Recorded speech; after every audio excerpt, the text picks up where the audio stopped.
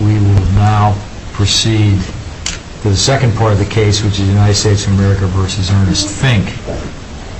And we'll call Ms. Brotman. You may.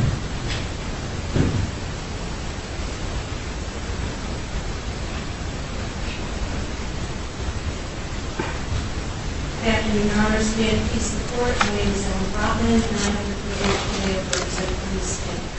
I request to reserve 2 minutes for rebuttal. Okay, that request will be granted. As has been noted, I am going to be discussing the loss issue today, and if the Court wishes, I can start with prejudice, because it's clear that in Mr. Fink's case there was prejudice. But let me go right to whether you interpret this as a benefits fraud or a straight contract fraud. The loss in this case was not $135 million. No victim of this offense suffered a reasonably foreseeable pecuniary harm in that amount. And the district court got this right in her restitution opinion, and she got it completely wrong in her loss opinion. But pecuniary harm is not the only element of harm in this case, is it? It's not the only element of harm, Your Honor, and in the objections to the pre-sentence report that I filed years ago, actually, one of the things that I suggested at that time was that there could be an upward bump, say, for the other kinds of harm, because the DBE fraud has 2 objectives. If it wants to give a disadvantaged business, and from that business flow 2 benefits. One is money. That's the pecuniary harm. So a DBE supplier will make a profit on that contract. But the other benefit that the DBE policy tries to give is contacts in the industry and experience. And, back when I was writing these objections, I thought maybe that's not accounted for. However, at the time of sentencing, what I argued was, or what I argued in the appeal, is that that harm that is caused by that part of the fraud is actually taken accounted for by the first 7 levels of the base offense. And every offense has a base offense level. Fraud has a base offense level, in this case of 7. That 7 accounts for this unquantifiable harm that's not accounted for in this specific. But isn't there a third area of harm, too? Isn't there the harm that Fink and Nagel, or the corporation, would not have gotten the contract in the first place unless they put up the fraud that they had a DBE subcontractor participating with them? That they couldn't get the contract to begin with unless they had a 10%, at least a 10% participation by a DBE subcontractor. And that by creating this farce that they did, they were getting business that they should not have gotten. I do not believe that the facts demonstrated that that's true, Your Honor. I think that there were very few companies, actually maybe 1 or 2 companies, that were in the business of supplying these concrete beams to bridges to PennDOT and to the U.S. DOT during the relevant time period. And I don't think there was proof that SBI and CDS would not have been in the running for these contracts and wouldn't have gotten these contracts. Were there other contractors bidding for the contracts? I believe there were. And didn't those other contractors have to have 10% DBE participation? They did.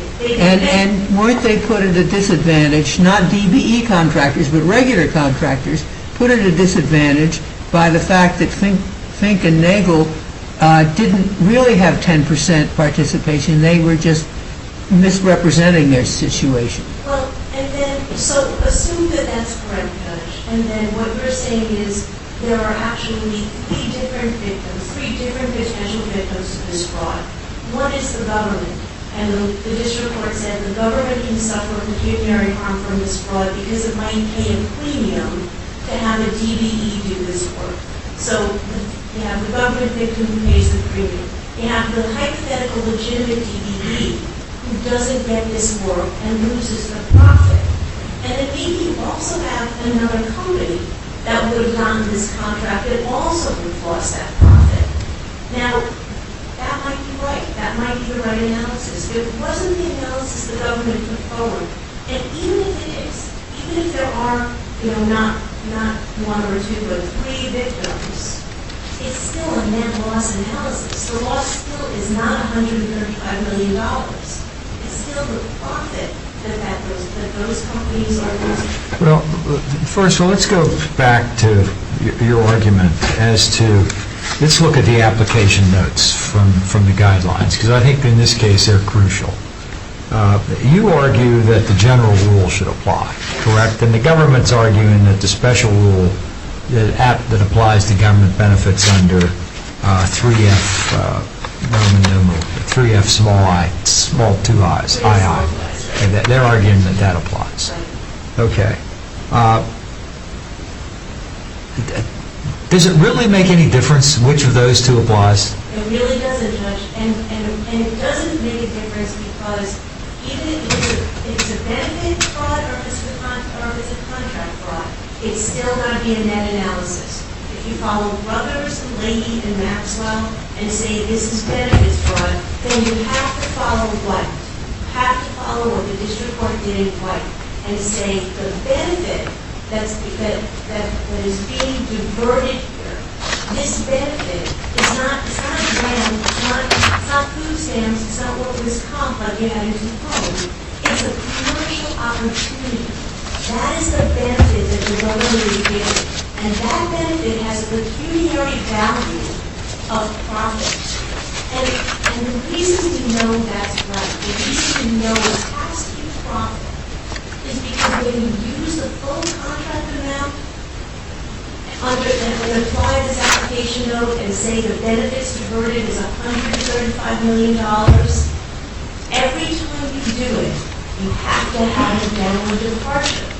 Because every single time, it will overstate the seriousness of the offense. Well, maybe the guidelines ought to be changed, but the fact that we don't agree with the guidelines doesn't mean that we can ignore them. If we think that the guidelines are too harsh, we can grant a 10-level decrease. I don't think the guideline does need to be changed. I think that it's clear. I think it was clear in 2000, and it was clear from the 2001 amendment to the guideline, and to this guideline in particular, that what the commission intended was for a net benefit to be the amount of loss. I mean, net loss is the overarching principle of loss determination. And, in all kinds of fraud, even in Leonidis, where there was a contract that was obtained by bribery.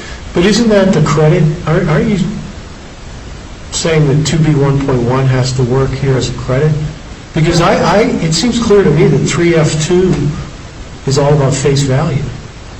And I am talking about the 2B1.1, under 2B1.1, you would apply 3E1.1, and I think even under 3F2, you would have to apply 3E1.1.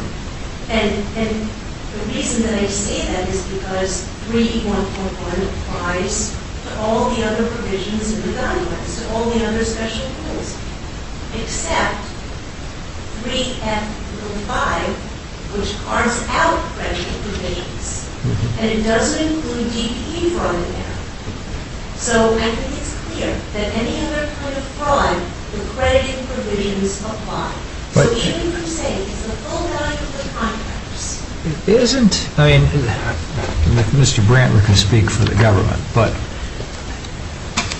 when you look at this, isn't the government essentially saying that this was such a massive fraudulent undertaking that, Schuylkill just basically put Marikina in this business and did everything for them, did the estimating, did the bidding, fraudulently walked around with shirts and hats and signs on their trucks that in 300 plus cases that they displaced so many others from the opportunity to do this kind of highway or mass transit work. I mean, aren't they making some sort of argument here that this credit should not apply? Because they basically say the credit shouldn't apply. So I take it that they're saying that because of the nature of the offense. I'm not really sure what the government's position is on it, because the government made the motion for the downward departure. So it's the government that says you need a 10-level downward departure here because you're overstating the seriousness of the offense when you use the face value of the contracts. Every time you use the face value... But they're saying that is the regulation that applies, that is the comment in the guidelines that applies, and we have to take into consideration what it's doing in this case. Absolutely, but what I'm saying is that when you interpret, if you are saying this is a benefits fraud, and I've made the argument in my briefs, I don't think this is the type of benefits that is covered by benefits fraud. And I think when this court ruled into Cone that benefits were net benefits, right, the delta between what you should have gotten and what you get. The problem with your argument there is there's a lot of case law going the other way. It doesn't mean those cases are right, but you've got brothers, Leahy and Maxwell, all sort of staring you in the face. But what's interesting is Brothers didn't go into any real analysis of this issue. Brothers doesn't go into any analysis of the issue. Nobody argued this issue in Brothers. And then Leahy says Brothers holds this is a benefit. And then Maxwell says, we're not alone. Why does Leahy hold this is a benefit? And then Tullio doesn't really talk about it at all. It was assumed, and our NPO in Tullio was assumed. Right. Uncontested point. Right. Now it's being contested. Exactly. And that's why I said this really is a case of first impression. I think the point that you're making, Judge Fisher, about this is a bad crime. Like, this is a really bad thing. That comes after you make the proper loss determination. And so, this has to be focused on. If you're calling this a benefit, then you have to say, what is the benefit the DBE would have gotten? Because it's the legitimate DBE that's really being deprived of something here. But isn't that too speculative to say what another DBE might have gotten or not gotten? Well, let's just say, there's some element of speculation in it, but it's also an estimate. Because what you're doing is you're trying to provide opportunities for DBEs. You're not trying to give them something. You're just trying to ease their entry into an industry. And when you ease their entry into an industry, they get a contract, and then they get profit on the contract. The DBE wasn't going to obtain $135 million. And that's why the judge in the White case says the change in the language in 2001 in this application note, which Brothers and Leahy both predate, even though they're later decided cases, their situation is an earlier guidelines book. But Schuylkill would not have gotten the $135 million in the first place if it hadn't misrepresented what it was. Schuylkill didn't get $135 million either.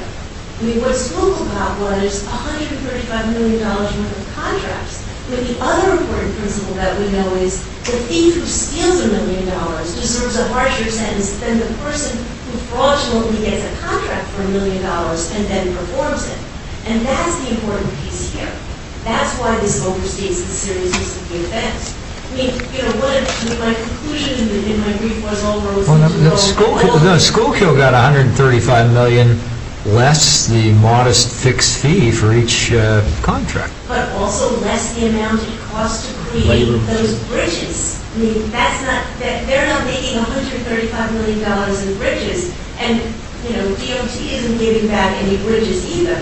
They have $135 million worth of bridges, as the district court pointed out in her restitution opinion. They got full contract value. To me, it was interesting that the district court identified this potential harm that DOT actually could have suffered.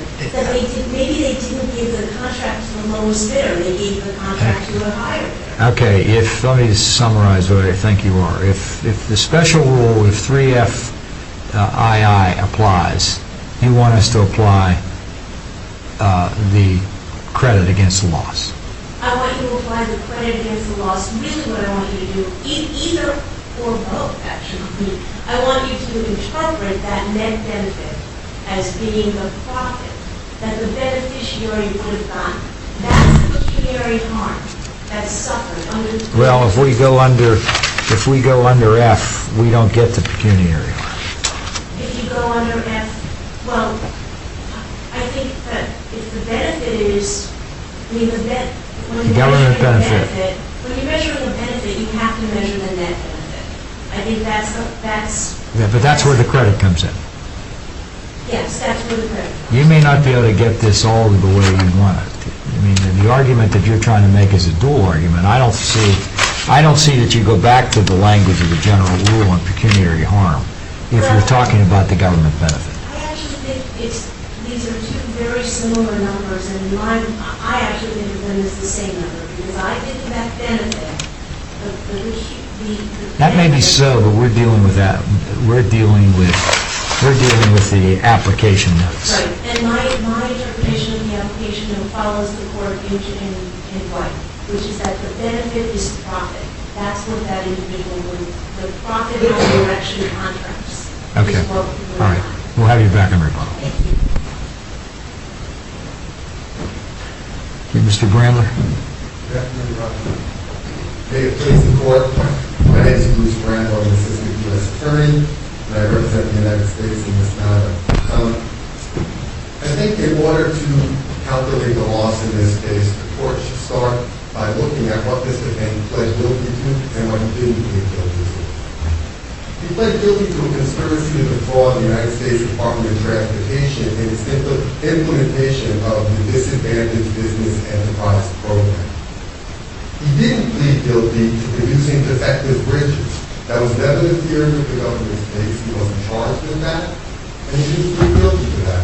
He pled guilty to defeating the government functions of the Department of Transportation in the implementation of the Disadvantaged Business Enterprise Program, or DBE for short, so I don't stumble along. So, I thought he defrauded the United States in connection with the procurement of construction contracts worth $135 million. that was a sub-part of how he defrauded the program. If you look at the indictment and the statement of facts by Mr. Fink, it specifically alleges that it was a client conspiracy to defraud the agency in its implementation of this program. And the program is set out, it's a very heavily regulated program, Title 49 of the Code of Federal Regulations, Part 26. And in Section 1, it sets the objectives of the program. And the objectives of the program is not to build bridges, it's not to build highways, it's not to build airports. It's to give a fair share of these lucrative contracts to DPPs. It's to make sure they get contracts. And that's why the case law suggests that the program is concerned with who does the work. Exactly. All right, but in determining penalty here, Right. it's all about the loss. Exactly. All right, and the loss is about $135 million in construction contracts, Actually, right? 136. 136. Well, that's what I thought, but my colleagues kept saying, well, We were around it. Yeah, We were right. around it. But what the DBE program wanted, they wanted a legitimate DBE to get $136 million in contracts here. Judge Roth made the point. Those contracts that Schuylkill Products got here would have went to American was acting as the alter ego. It was a sham DBE. They got $136 million in contracts that were not meant for American. It was meant for legitimate DBEs. all right, let me ask it this way. They weren't What meant if- for Schuylkill. What's that? They weren't meant for It Schuylkill. certainly wasn't meant for Because Schuylkill. Maritina was not going to get the whole 137 million, were they? They were a subcontractor. They were subcontractors, and just to, clarify, I think the court may misunderstand the facts. Schuylkill Products was a supplier in this scenario. The general contractors are the ones that bid to PennDOT to get the job. And when they bid to PennDOT to get the job, they have to certify that 10%, let's say, of the contracts are going to go to DBEs.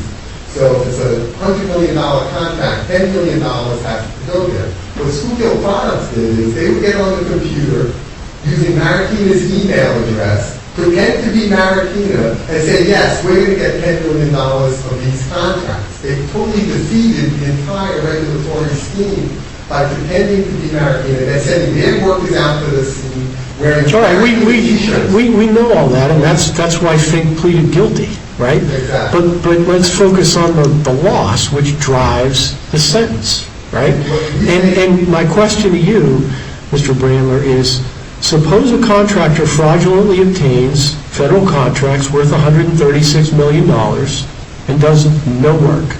What is the loss amount? $136 million. Then how in the world can the loss be $136 million in this case when they did all the work and as far as we know, it was all done in a successful workmanlike manner? That sounds like one of the most illogical arguments I've ever heard. I don't believe so, because the government wasn't concerned with building the bridges. That's why I started out by saying what we pled guilty to in this case and what was charged was not defective bridges or good bridges. It was making sure that DVPs get contracts. It was who does. But under that analysis, what you're basically telling us is when someone defrauds the DBE program, the loss is irrelevant. No. The harm is this non-pecuniary harm to the integrity of the DBE program, and the numbers don't matter thereafter. But what I'm troubled by is the numbers do matter, because the numbers in every case involving finance drive the punishment. And the very strange thing about this case, this is really through the looking glass, is that I think they being Fink's counsel, asked for a guidelines range of 57 to 71, Correct. and they ended up with 51 to 60 after they climbed the ladder and then came back down the ladder, and then he got 51. Correct. It's a very peculiar set of affairs. Well, getting to the harmless error, we believe, even if there was error in the calculation, it would be harmless error. But I don't want to skip ahead to that point, because I really think the court needs to understand that pecuniary harm is important here, but there was a pecuniary harm to the government.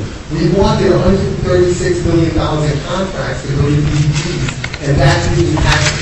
That's $136 million. You know, you're on pecuniary harm. I'll take it back to the question I had to opposing counsel. You're asking, though, for the special rule to apply. Yes, we are.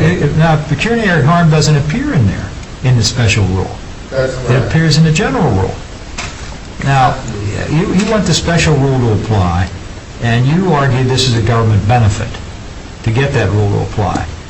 Is it a grant or is it an entitlement program? I would say it's akin to an entitlement program. If any. This is not an exhaustive list. So you think it's an entitlement program? Well, it's akin to one, but I don't think that list is exhaustive. It's closest to an entitlement program. Yes. Okay. Now, it talks about the benefit not less than the value of the benefits. We can read that. If you go up above, though, why isn't credits against loss? I mean, how can the losses shall be reduced by the following: the money returned and the fair market value of the property returned and the services rendered. I mean, how can you avoid the reference to services rendered? I say there's two reasons why 3EI doesn't apply when you go to the special rules of 3F. What are those reasons? Number one is, and starting with the easier one, the rule in 3E9 talks about the fair market value of the services rendered prior to the detection of the crime. We say there was no fair market value of these services, even though the bridges were built. They were built by the wrong people that gave no value to the government, because what the government in the DBE program is not concerned with getting the bridges built. That's why I go back to Title 29 of CFR. So you're arguing it's DBE contracting? It's DBE contracting. And once the DBE doesn't do it, there's no fair market value. And there's a case that we cited in our brief, it's the False Claims Act case called Longy. But if you really believe that, you would not have asked for a 10-level downward departure. I've never seen the government be so generous with their departure motions. Because you knew it wasn't right. No, that's not the reason we asked for the downward departure. What was it?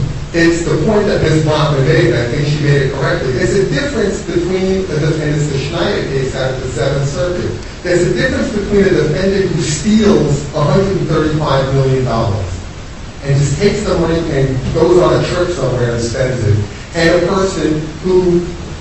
But that's what I just asked you a minute ago. You said the loss is the same.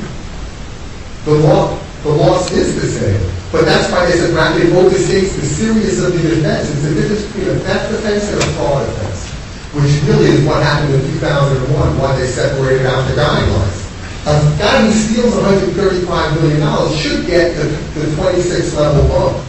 A guy who steals $135 million but actually provides some bridges along the way, he's not as culpable. If he provides $130 million in services, then the loss is $5 million. No, not if it's a DBE program. The loss is still $135 million. Yeah, but you're, on your culpability argument, but on your culpability argument here, you're defeating your own argument by saying that he's not as culpable. Well, it seems to me in this scheme, it looks to me, this scheme kept $135 million of DBE work away from DBE contractors. Right. Okay? So if your argument's correct that that's what this is, that's the fraud, then why should he get any credit for a lesser level of culpability? Because under the guidelines, you're supposed to compare defendants. They're supposed to get similar kinds of penalties for similar offenses, and if there's different offenses, there should be disparate treatment.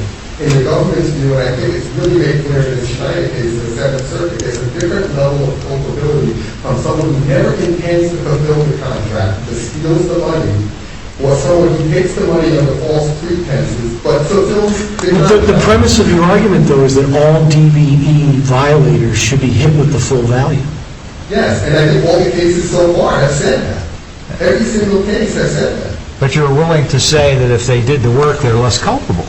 If they did the work, they're less culpable than someone who just stole money Okay. at that case. All right, That's why the government recommended the downward departure. Not because the loss was less. I understand your argument, and I must say I understand it better hearing from you than I understood it reading about it. But what difference does it make here? If you ask for a 10-level departure versus applying the credit to the loss that occurred as a result of the government benefit, what difference does it make? Now, should an inefficient subcontractor who only makes $1 million profit on the $137 million get less punishment than the efficient subcontractor who makes $2 million profit? That's the fundamental problem with my counsel's argument. If you look at net profits, if you start looking at net profits, you're going to go down that rabbit hole of looking at overhead expenses from legitimate PDP. Well, why can't the district judges make a finding? District judges do that all the time. They could, you put on your proofs, and the district judge and the defense defends and ask for a low level of profit, and the district judge could say, well, I'm not going to give you the low level of profit based on inefficiency. I'm going to give you twice that. I think Judge Warren, that you on the panel that decided Leonidas, if I'm not Leonidas, yeah. Leonidas. Yeah. So, going back to the Leonidas case, that decision indicates that you don't subtract out indirect costs. It was a bribery case, so in that subsection of the guidelines, it talked about net value. But even under that... Are you talking about my dissent or the majority? I'm talking about the majority. I stand by my dissent. I'm sure you're surprised to hear that. No, I'm not, but I must go by the precedent of the court. And the precedent of the court, I don't know that your dissent disagreed with this point, that indirect costs are not included because of the reason Judge Warren just mentioned, that it would be unfair to have a defendant get a lesser sentence because they have high overhead. Yeah, you got me confused. All I want to know now, are you saying that Judge Ross's question is the answer to my question? No. Do you agree with Judge Roth? I do agree that it would be inappropriate to sentence a defendant to less jail time because they had a Taj Mahal-like structure and paid a lot of rent.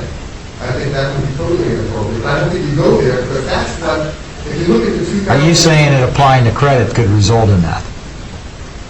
If you take net profits, it could apply to that. But I don't guess another reason why I think the court, it was mentioned by... Yeah, but I'm not sure I said that. I don't think either F or E make a determination as to whether it's gross profit or net profit.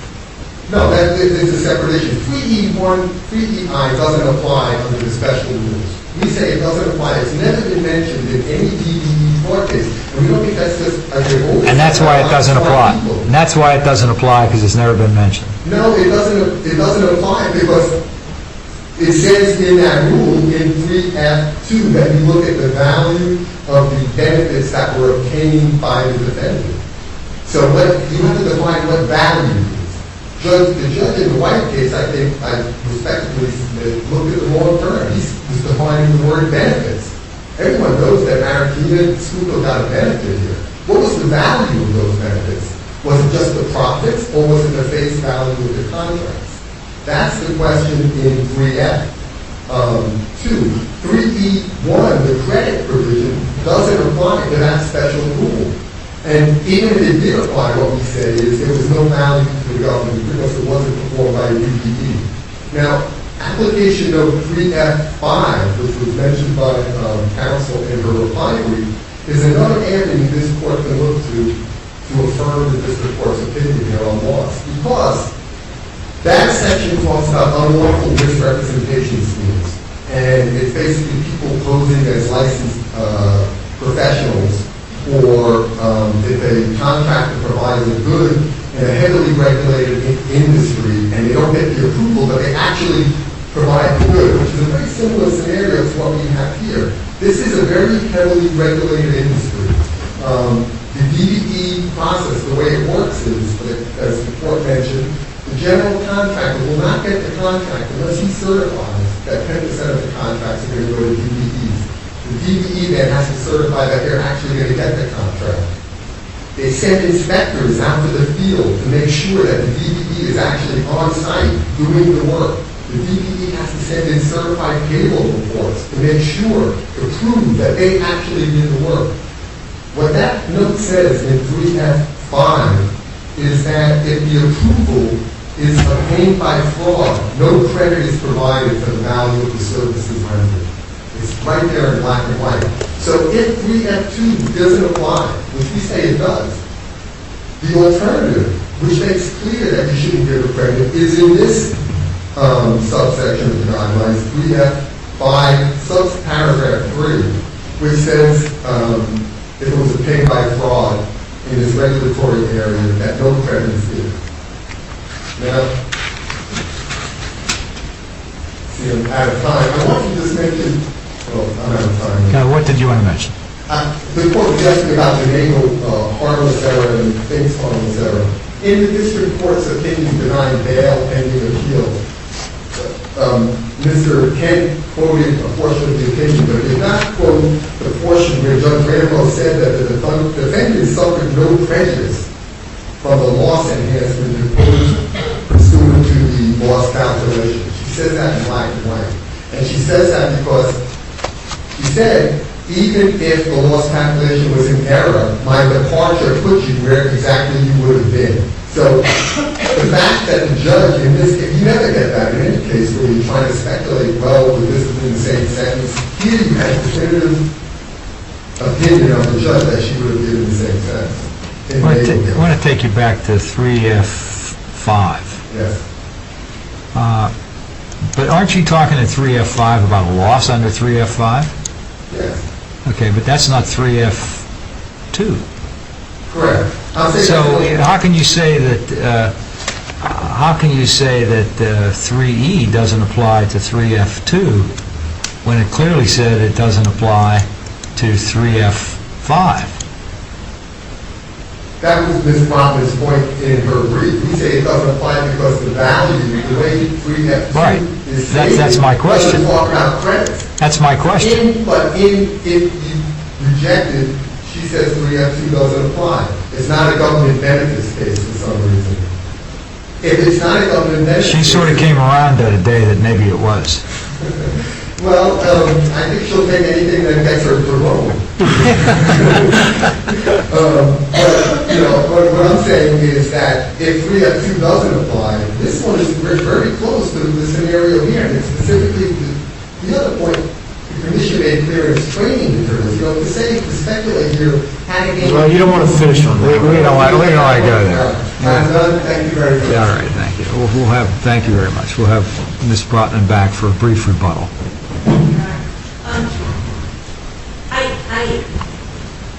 I am not conceding that it is a benefit, but my point is, if you do concede that it's a benefit, that the benefit is the net amount that the DPG would have gotten. that's the benefit that it would have. The first road to Rome you want us to take is to evaluate the lack of evaluation in the Brothers Leahy line of cases. Brothers Leahy, And Maxwell, Maxwell, right. And if that doesn't work for you, then you want us to do the offset with the net. Yes. All right, but what if we do either of those things? You may end up with a Pyrrhic victory, you concede, right? Because let's say that we don't find that saying something about no prejudice in a bail denial cuts the mustard, because that's not a sentencing hearing, so that doesn't satisfy us under Zabilski. Even so, if we send it back, there's nothing to prevent Judge Rambo from sentencing him to the 51 months, correct? Well, first, Mr. Malcolm and Mr. Fink have very different situations when it comes to prejudice.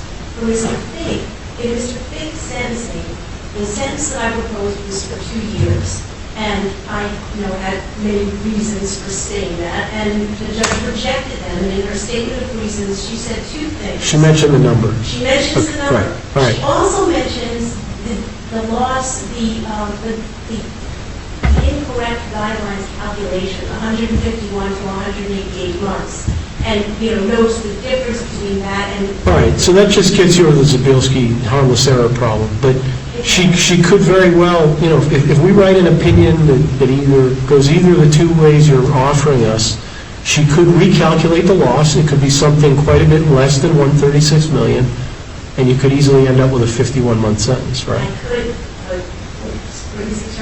and I could get something different. And I think that's really all I have to prove on prejudice, is that I have a chance. There were many, many, many good opportunities for variances in this case that the judge denied because of this 10-level downward departure. I mean, I'm sure you understand the practical effect of standing before a judge who's given you a 10-level downward departure, and then is she also going to give you a variance for age, human rights, health, the collateral consequences, the good you've done in the community. All of those things were discounted.